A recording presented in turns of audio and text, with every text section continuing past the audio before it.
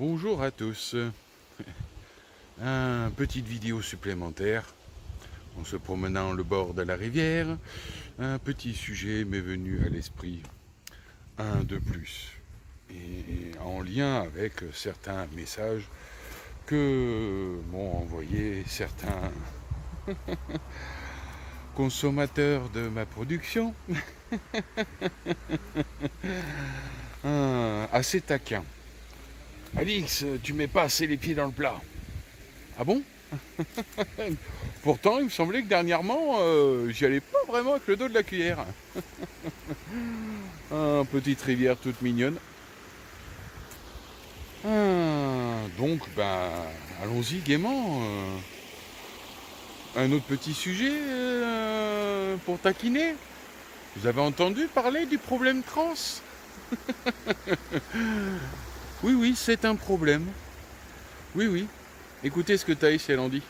Trans, c'est la dernière folie idéologique de nos ennemis. Détruire toutes les barrières, toutes les limites et les catégories de l'existence pour remodeler l'humanité à leur image. L'intersectionnalité, le postmodernisme gauchiste, c'est bien une guerre qui est livrée contre tout ce qui mérite d'être défendu dans notre civilisation. Il suffit de leur poser la question la plus simple qui soit, à savoir qu'est-ce qu'une femme, pour qu'ils perdent tous leurs moyens. Leur jargon et leurs diplômes sont des instruments d'intimidation. Il ne faut pas se faire avoir. De la même façon, lorsqu'il parle de déconstruction, il faut simplement remarquer la similitude avec le mot destruction et que ce soit un automatisme dans votre tête. À ce moment-là, tout devient plus clair. C'est un projet sordide, cruel et sadique envers les plus faibles de notre peuple. Il ne faut leur laisser 1 centimètre de terrain sous aucun prétexte.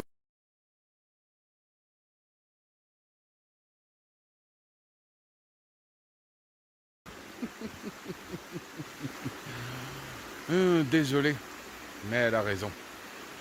Pour tous les gens qui sont normaux, pour tous les hommes et toutes les femmes qui se donnent du mal à vivre une vie normale, en payant des taxes, des factures, des impôts, en s'occupant de leurs enfants pour ceux qu'on a, de leurs parents, de leurs grands-parents pour ceux qu'on a encore, qui se donnent beaucoup de mal, beaucoup de mal, à juste être respectés pour ce qu'ils sont et ce qu'ils font dans une normalité de bienfait, de bienséance, pour le bien de tous, pour le bien commun, sans bouleverser par narcissisme autodestructeur et destructeur de notre société du bien établi pour tous, du bien commun établi pour tous. Quand t'es trans, t'as un pet au casque, je suis désolé. J'en ai rien à cirer que ça te dérange. Normalement, les trans, ceux qui le sont et qui le revendiquent et qui s'habillent comme tels devraient être enfermés dans des asiles psychiatriques et devraient être traités par des professionnels, psychologues, psychiatres. Voire à cause de ces malades mentaux et de ces pervers, ces parents pervers, gauchistes, wokistes et dégénérés, déconstructivistes, destructeurs, qui pourrissent certains enfants, carrément, ça touche aussi les pédopsychiatres. Tous ces professionnels le disent bien, vous avez un pet au casque. Quand vous tombez des études ou des scientifiques qui vous défendent, ce sont des pourritures idéologiques ou des corrompus économiques. Point, il n'y a même pas à négocier. Ça en vient même carrément, bande de malades mentaux, à que vous en arriviez carrément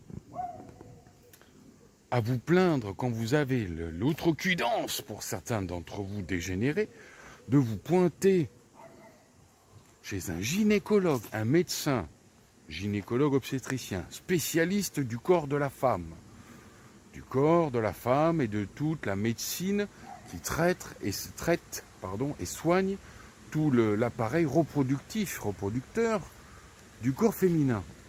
Et vous, bande de dégénérés, vous avez l'outrecuidance de vous pointer devant un de ces professionnels en leur disant « Je suis une femme, je veux être auscultée ». Et notre société dirigée par des dégénérés détenant les médias et étant représentée par des élites dégénérées et décadentes que nous avons dans notre pays, vous relaye dans les médias alors que vous devriez être conspué, montré du doigt, balancé à la vindicte, aux yeux de tous.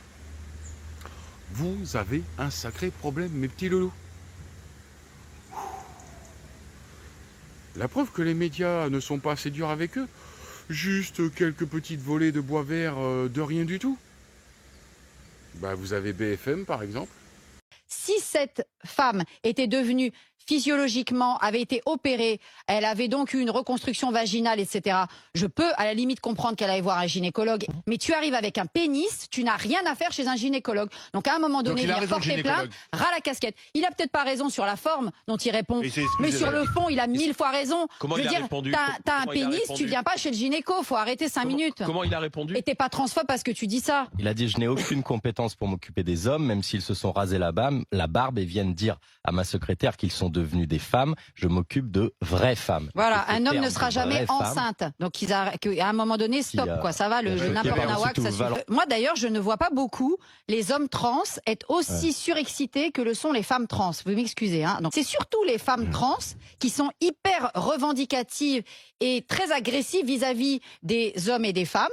Je le constate assez peu chez les hommes trans, c'est-à-dire des femmes qui sont devenues des hommes, d'accord? Étonnamment, ça reste des hommes qui ont l'air assez apaisés, calmes. Par contre, les femmes trans, elles sont hyper revendicatives. Il y a des hommes qui veulent devenir des femmes. Les hommes qui veulent devenir des femmes. On dirait qu'encore une fois, ils veulent capter aux femmes des choses qui relèvent, excusez-nous, mais de la nature et de la biologie. C'est-à-dire que même là, ils veulent commencer à prendre de l'emprise sur nos corps, comme ces hommes qui commencent à nous raconter leurs histoires. Une fois que je suis devenue une femme trans, je veux être enceinte, etc. C'est-à-dire que même ces éléments-là, qui sont des éléments à nous, aux femmes, et c'est même pas des privilèges, c'est comme ça, c'est la nature et la biologie. Alors je sais que pour ces gens-là, la nature et la biologie ne veut plus rien dire, mais qu'ils aillent voir ce que c'est les animaux non humains. Nous sommes des animaux humains, les animaux non humains. Moi, quand on me trouvera des animaux non humains chez qui il y a des questions de transsexualité, on en reparlera. Donc pour l'instant, qu'il y ait des problèmes de genre, des réassignations de genre, etc.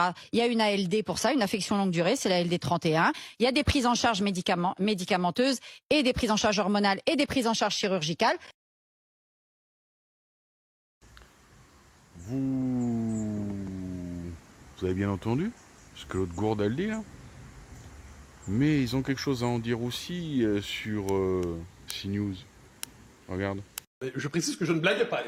Je veux dire, c'est inévitable avec la logique de l'époque. On va se retrouver avec des hommes qui disent « j'étais chez mon gynécologue ». Mais nous y sommes. Alors, qu'est-ce qui se passe? Un couple, donc c'est un homme avec sa compagne, une femme trans, se présente au rendez-vous pour un gynécologue. Il dit ça à la secrétaire constate qu'il y a un petit problème, probablement on pourrait dire biologique pour le médecin qui n'est pas spécialiste de ça. Et le médecin répond « je ne suis pas spécialiste de ça, allez ailleurs, je ne suis pas spécialisé, je ne suis pas compétent pour gérer votre situation ». Le couple est en colère et fait un commentaire sur Google, très, très sévère à l'endroit du médecin, qui répond avec son propre commentaire, je le cite, qui est assez piquant et sévère. Je n'ai aucune compétence pour m'occuper des hommes, même s'ils se sont rasés la barbe et viennent dire à ma secrétaire qu'ils sont devenus femmes. Bon, on comprend l'attention. SOS Homophobie dit « Attends, ça, c'est de la transphobie. » Et là, on serait devant un cas de transphobie de la part du médecin. Mais moins à cause de sa déclaration que parce qu'il a refusé d'examiner l'homme qui est en transition pour devenir femme et qui dit « Je suis désolé, je ne suis pas qualifié pour cela. » Parce que ce machin bizarre, ancien, c'est quoi, la biologie, existe. Et le fait est que si vous êtes en transition, ou même pas en transition, et que je vous dis, écartez-vous les jambes, madame, et finalement, qu'est-ce que je vois? Eh bien, je ne vois pas, appelons ça, une manière de plonger dans le monde, mais plutôt une manière du monde qui se braque. Eh bien, qu'est-ce que je vois? C'est pas le même traitement. Oui, c'est comme ça. Pour ça. Mais globalement, on pourrait dire un urologue serait nécessaire. Alors, il y a une réponse ensuite. Donc, le type, c'est par ailleurs, le médecin s'est excusé d'avoir tenu de tels propos. Il dit, j'aurais pas dû répondre comme ça, j'étais trop sévère sur la femme, sur la barbe. Très bien. Mais là, l'association Espace Santé Trans intervient et nous dit que ce dont il est question, les gynécologues ont vocation à suivre des femmes trans, même sans opération de réassignement génital et même sans hormones. Donc, on est dans un monde, ne l'oublions pas, où il suffit qu'un homme dise qu'il se sent femme pour qu'il soit reconnu comme femme trans. Et ce que nous dit Espace Santé Trans, c'est que le gynécologue doit s'occuper de cette personne, même s'il n'y a pas eu d'opération de changement de sexe, pour le dire ainsi. Dernier commentaire là-dessus avant la finale. Un professeur invité à commenter, le professeur Deruel, dit, qui est un gynécologue, lui aussi à Montpellier, il dit, vous savez, je comprends le malaise du médecin, mais sachez que je ne suis pas fermé. Hein, et que pour prouver qu'il est ouvert, qu'est-ce qu'il nous dit? Il nous dit, en revanche, parce qu'il dit, moi, si j'étais dans la même situation, j'aurais un problème. En revanche, j'aurais grand plaisir à m'occuper d'un homme enceinte. Bon, alors il a racheté sa morale et sa conscience en disant qu'il pouvait s'occuper d'un homme enceinte. Tout cela est très normal. Non, mais qu'est-ce qu'on peut retenir de tout ça? C'est juste un abracadabrantesque. Et pourtant, c'est la nouvelle norme. Premièrement, très simple, si vous ne reconnaissez pas la théorie du genre, avec cette idée qu'il y a un primat du ressenti sur voilà comment je me sens, plutôt que la réalité biologique, et que vous êtes médecin, vous êtes désormais dans la transphobie et le propos haineux. Donc sachez que si vous préférez la science, ce truc qui avait quand même quelques vertus, et que vous n'acceptez pas cette nouvelle théorie qui est une religion, c'est-à-dire je vous dis que je suis une femme même si je ne suis pas physiquement une femme, vous êtes dans les propos haineux. Deuxièmement, et ça nous conduit sur une chose dont je parle souvent ici, les mots se sont substitués à la réalité. Les mots ne servent plus à décrire le monde, mais à créer un monde alternatif. Dès lors, le mot « femme » ne désigne plus ce qui était traditionnellement, depuis la nuit des temps, une femme, mais désormais, c'est tous ceux qui s'auto-représentent comme femmes. Donc le mot, on vit dans un monde dédoublé, qui est le monde de l'idéologie permanente. Et si vous n'acceptez pas de vivre dans le monde de l'idéologie permanente, encore une fois, vous êtes haineux. Et en dernière instance, on est dans une époque qui parle sans cesse qui lutte contre la post-vérité, qui célèbre la science. Mais je m'excuse, mais cette histoire, ce n'est rien d'autre que le triomphe de l'anti-science.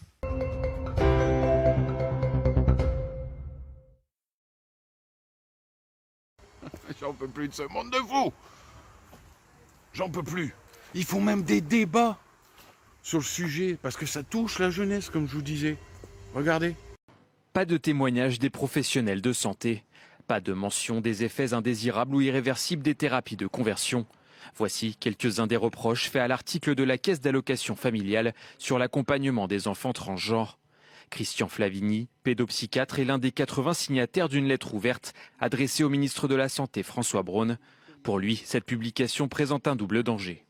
Il relaye, sans aucune, autre hypothèse, une thèse américaine qui est la thèse du mauvais corps, c'est-à-dire l'idée d'une erreur naturelle qui se serait produite. Il abonde dans le sens, de laisser l'adolescent ou même l'enfant, déterminer les choses. Il n'est pas encore en mesure de déterminer pour lui-même s'il est d'un sexe ou de l'autre.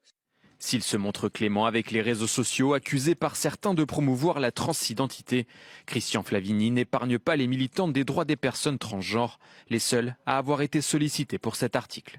Il est particulièrement dangereux d'orienter d'entrée de jeu ce que font évidemment les militants d'associations vers, l'idée qu'il faudrait passer dans l'autre corps pour se sentir bien. Avec cette lettre ouverte, les 80 signataires réclament une nouvelle publication ou à défaut le retrait de l'article. Et pour en parler, donc, Sophie Audugé, déléguée générale SOS Éducation, est avec nous. La CAF qui a réagi, on voit le communiqué. Les familles ont des attentes plurielles, nous avons des réponses plurielles, sans parti pris. Nous essayons de traiter ces sujets de manière équilibrée. Mais ce n'est pas parce qu'un sujet ne fait consensus qu'il ne faut pas en parler. Sophie Audugé, déléguée générale SOS Éducation, merci d'être avec nous ce soir. Vous allez nous éclairer peut-être pour les téléspectateurs qui nous regardent. Quand on parle de la théorie de l'affirmation de genre, on parle de quoi en quelques mots pour bien recontextualiser? Alors en fait, d'abord c'est très important effectivement de contextualiser et de se mettre d'accord sur les termes. Donc le sexe, c'est une catégorie binaire qui distingue le mâle et la femelle par ses fonctions reproductives et qui caractérise des mammifères. En l'occurrence, les humains sont des mammifères.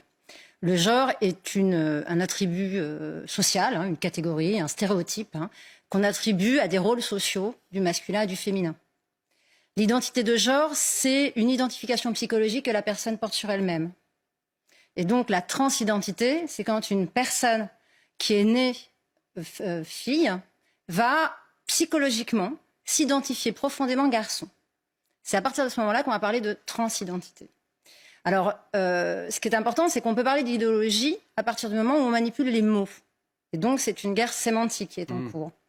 Ce qu'il faut savoir, c'est que ce qu'on a longtemps appelé la transsexualité est un trouble profond, persistant, c'est-à-dire qui ne s'amenuise pas avec le temps et qui va apparaître chez des très jeunes enfants entre 2 et 4 ans. Ces très jeunes enfants, qui sont une très très petite minorité, puisqu'on parle de 1 sur 10 000 garçons et 1 sur 20 000 filles, c'est une souffrance immense qui fait que l'enfant, de manière obsessionnelle, va rejeter son sexe. Et donc, la famille se rend compte très tôt que cet enfant est dans une souffrance immense et donc va pouvoir l'accompagner. Et il faut savoir que dans 75 à 80% des situations de ces enfants-là, ils vont se réconcilier avec leur sexe de naissance à l'adolescence. Ce que vous nous dites, c'est qu'on sait les identifier, on connaît, c'est quelque chose de... Alors on sait les identifier, disons qu'on sait quand cette souffrance est profonde à cet âge si jeune, qu'il y a possiblement une incongruence entre le sexe biologique et le sexe psychique. Ce qu'on sait aussi, c'est que dans la très très grande majorité des cas de ces enfants-là, avec le temps, ils vont se réconcilier avec leur sexe biologique et ils vont vivre, peut-être en étant plus efféminés pour les garçons ou plus masculines pour les filles, mais ils vont choisir, en ayant été accompagnés sur toute leur vie, au moment où ils sont adultes, ils vont choisir de rester avec ce sexe biologique. Pour les autres, ils vont s'engager dans un parcours de transition à la fois médicamenteux et à la fois chirurgical qui est d'une complexité immense, qui présente des risques très importants sur la santé psychique et physique. Et les études prouvent que ces personnes vont, toute leur vie durant, maintenir malgré tout, même après leur chirurgie, un sentiment d'incongruence profond. C'est-à-dire que c'était un trouble. Sauf qu'il y a une quinzaine d'années, en fait, ce trouble a été modifié, c'est-à-dire qu'il y a eu des textes de loi qui sont passés dans à peu près tous les pays industrialisés. En France, c'est Roselyne Bachelot en 2010. Et ils ont dépathologisé ce qu'on appelait à l'époque la dysphorie de genre. Et à partir de ce moment-là, on a confondu ce qui était la transidentité de ce qui était la transsexualité. Et ce qu'on rencontre aujourd'hui, c'est un mouvement qui n'a rien à voir avec ça. C'est-à-dire que ce ne sont pas des enfants de 2 à 4 ans, ce ne sont pas 1 sur 10 000 garçons ou 1 sur 20 000 filles, c'est presque 60 à 70, voire 80% de jeunes filles. Ce sont des adolescentes, c'est-à-dire ce qu'on a appelé la dysphorie tardive. Et ce sont des jeunes filles qui souvent ont d'autres troubles psychologiques ou psychotiques. Il faut savoir que nous, en France, ce phénomène est apparu il y a 5 ans, mais que évidemment, il explose littéralement, qu'il y a un phénomène très important qui commence justement à avoir une... Mais comment on l'explique ce phénomène? Par tout un ensemble de phénomènes. Parce que il y a 40 ans, on entendait très peu parler de ces sujets-là. Alors, on a quand même la Suède, la Finlande, l'Angleterre. En Angleterre, la clinique du genre pour mineurs a été créée il y a 30 ans. Ils ont annoncé la fermeture en août de cette année. Donc ils ferment, eux, en Angleterre. Alors, ils ferment en Angleterre, évidemment. Et là, on a toutes les semaines des informations nouvelles sur un rapport très pointu, un audit qui a été demandé par la NHS, qui est finalement l'équivalent de la sécurité sociale ou le ministère de la Santé chez nous, qui donc prouve qu'il y a eu des transitions chez des enfants beaucoup trop rapides. Alors, pour répondre à votre question très simplement, ce qu'on appelle l'affirmation du genre ressenti, c'est une idéologie qui consiste à dire que la personne de l'enfant, quel que soit son âge, est capable de s'identifier du genre qu'elle souhaite, indépendamment de son sexe biologique. C'est-à-dire qu'on nie toute réalité du sexe biologique. Donc la CAF relaie une idéologie dans le cas précis. La CAF relaie une idéologie, et quand elle exprime qu'effectivement, il n'y a pas de consensus, parce que c'est un service public, elle ne devrait pas relayer une idéologie. Elle devrait relayer des informations sur données probantes, et justement, s'il n'y a pas consensus, expliciter que effectivement tout un ensemble de professionnels et d'autres pays font marche arrière, puisqu'il y a des risques très importants de se tromper de diagnostic et d'emmener des enfants en souffrance vers une transition alors que leur souffrance n'est pas de cette origine-là. Et il faut savoir aussi que l'Académie de médecine en France a pris position, mais que les politiques ne l'ont pas écouté. Parce qu'aujourd'hui, on n'est plus sur un problème de santé publique, alors que c'est un véritable scandale sanitaire. C'est un scandale sanitaire qui est déjà un scandale, qui a été un scandale en Suède, qui est un scandale en Angleterre depuis évidemment la fermeture de la Tavistock. Là, il y a quelques heures est sorti un documentaire choc aux États-Unis. Ça devient un scandale sanitaire aux États-Unis. Et malgré qu'on soit plusieurs à avoir informé, nous en l'occurrence SOS Éducation, le ministre de l'Éducation quand il a sorti la circulaire en disant attention, ce n'est pas dans l'intérêt de l'enfant d'engager les parents et les enfants dans une transition rapide, puisque au contraire, il y a un gros risque que ces enfants aient une autre souffrance. Actuellement, en Angleterre, c'est 40% des enfants qui ont transitionné trop vite qui seraient autistes. Il faut voir, en fait, la situation est extrêmement grave. Donc nous, on redit haut et fort qu'on ne s'intéresse pas à la question des adultes qui font ce qu'ils veulent de leur corps, mais alors c'est pas un sujet. Par contre, cette guerre des sexes, cette guerre des genres qui est devenue un enjeu politique, on leur dit une chose très simple, vous ne touchez pas aux enfants. Et il y en a qui osent me dire que je suis cool. Attends, on va monter dans l'échelon. Dans ce même pays où la justice te condamne si tu fais preuve de discrimination envers quelqu'un en raison de ses mœurs, ses opinions politiques ou religieuses, ou de ses mœurs ou de ce genre sexuel, dans ce même pays, il y a 2 hommes qui viennent d'être mis en accusation dans un procès pour viol sur mineur. de moins de 15 ans. Dans 2 tribunaux différents. Je vous mets le témoignage de la collègue tiktokeuse. J'ai envie de vomir. Non, mais là, je vous jure, j'ai vraiment envie de vomir. 2 affaires similaires en Mayenne et une autre à Angers dans le Maine-et-Loire. 2 hommes, donc deux différents, hein, dans des départements différents. Tous 2 sont accusés de viol sur mineurs de moins de 15 ans. Et tous 2, écoutez bien, tous 2 ont été remis en liberté le temps de leur procès.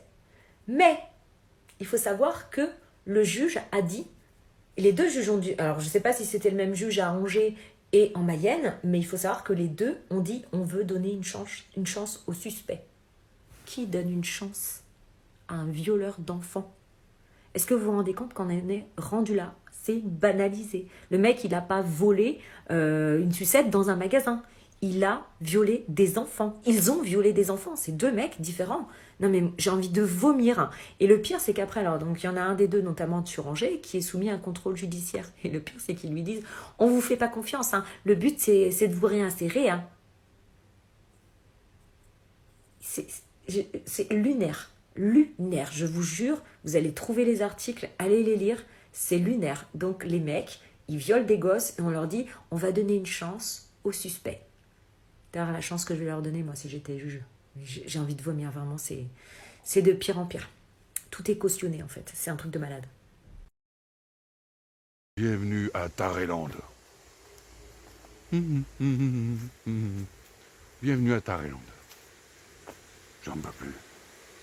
J'en peux plus. Et les Français laissent faire, ne disent rien, n'avancent pas, ne font rien, font les victimes, les pauvres choses. On ne peut rien changer alors qu'il suffit juste qu'ils sortent les doigts du cul. Si tous les Français, 67 millions de Français, faisaient des vidéos comme moi, là. Vous croyez que le gouvernement il se ferait pas dans leur liquette?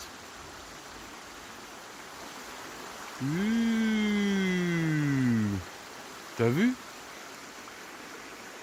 Sauf que votre courage, il a disparu. Comme un doigt dans un cul d'un trans.